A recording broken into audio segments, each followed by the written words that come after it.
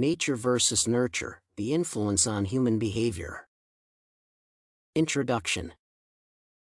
The behaviors that individuals exhibit are, without a doubt, modified by an important factor that can account for the similarities and differences that exist between individuals. Researchers in academia, as well as the general public, have all pointed out that nature, a person's genetic makeup, and nurture, a person's upbringing, could have a significant effect on their behavior.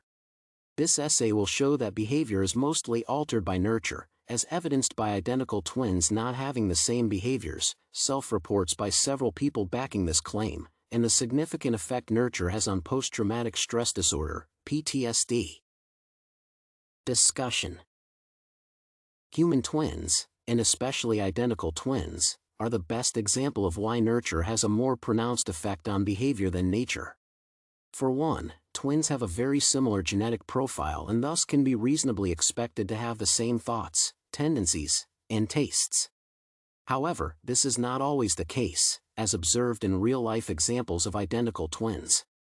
For instance, in the case of Sarah Heath and Selena Kopinski, one can see that they are almost a perfect genetic match. However, they were not exactly similar in every behavioral attribute at the time they met, having been separated at birth. This could be explained by the fact that they were separated at birth and have grown up in different environments, which have modified their behaviors, albeit in nuanced ways. Moreover, there is a need to study the specific environments to ascertain that the environments are relatively dissimilar to cause relative behavioral changes. For instance, two separated identical twins can quite possibly both grow up in a single-parent household, thus causing them to have very similar experiences that are the norm for children in that type of family. However, when the nurture aspect is well pronounced, such as each twin growing up in a different culture, each twin will likely exhibit behaviors typical for their environment as opposed to exhibiting similar behaviors modified purely by their genes. A review of self-reports suggests that a vast number of people identify as being more influenced by their environment than genetics. For example, Levitt reports that offenders in a Dutch prison attributed their crimes to their experiences and rejected the idea that their genetic makeup is to blame for their poor choices. In many cases, people may commit crimes as a result of being exposed to drugs, poverty, or societies where status is ascertained by involvement in certain acts. Additionally, people report being spurred into certain behaviors by past events. For instance, an elementary school teacher can comment on a learner's ability, causing the learner to engage with their schoolwork to prove them wrong. Levitt reports such cases that immediately question the effect of nature on a person's behavior. Parents also note that their children respond greatly to the subtle differences in parenting they use.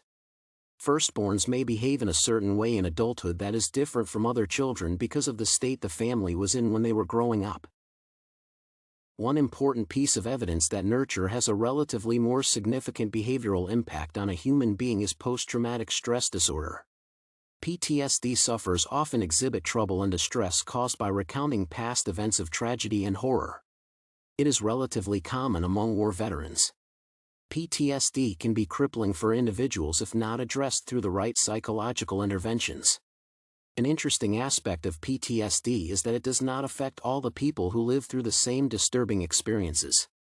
Hathaway asserts that an individual's ability to form social bonds is a key predictor of their likelihood of suffering from PTSD.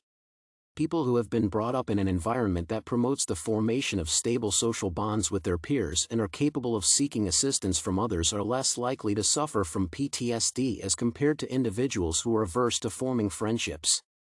Interventions that aim at changing a person's perception of their social environment have proven effective in reducing the severity of PTSD in certain people.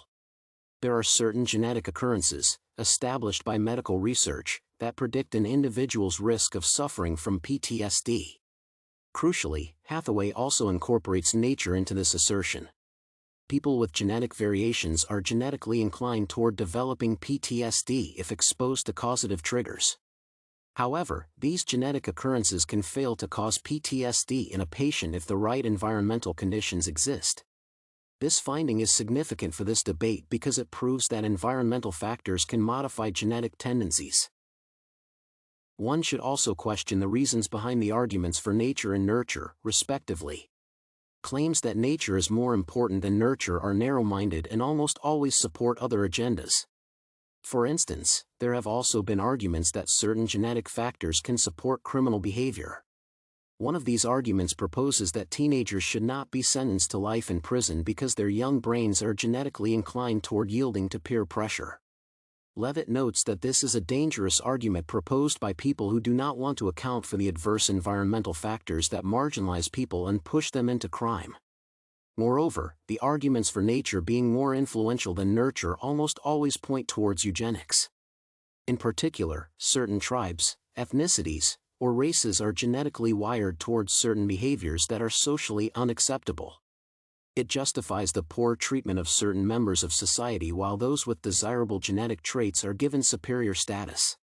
This point is significant for this argument because people proposing that nature is superior to nurture, as far as modifying an individual's behavior, need to be investigated for their motives. On the other hand, the argument that nurture is more predictive of behavior than nature seeks to improve the environment that can greatly shape a person's behavior. Conclusion. In conclusion, the argument that nurture is more significant than nature in predicting a person's behavior is based on sound evidence. Twins with 99.9% similarity in genetic makeup do not have the same behaviors if they are separated at birth. Similarly, people self-report that nurture has played a significant role in their present circumstances, going as far as refuting any input of nature in the same. Moreover, the argument that the pro-nature can be made in a bid to avoid responsibility is not based on real-life evidence. The argument of nature versus nurture is not likely to end soon. Researchers will continue to publish sound studies that give support to both sides of the argument in equal measure. The answer to this very relevant question is yet to be answered decisively.